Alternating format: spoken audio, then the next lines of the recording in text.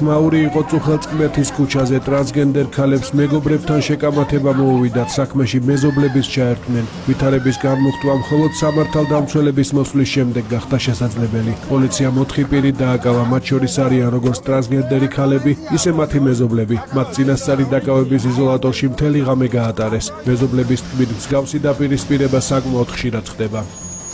მაკავებენ უკანონოდ არ მიმეყენებია შეურაცხყოფა. გვესწავლეს ქვები სახლში, შემოგვივადნენ ის პიროვნება, ვინც იყო თონეში, ჩემი მეგობარი, ანუ მქონდა ურთიერთობა, რომელიც დავშორდი მეგობარს, ანუ ის იყო რაღაც აგრესიული, ამოვარდა სახლში ეჭვების მიზნით, შემოვარდა სახლში და იქ მოხდა ჩხუბი.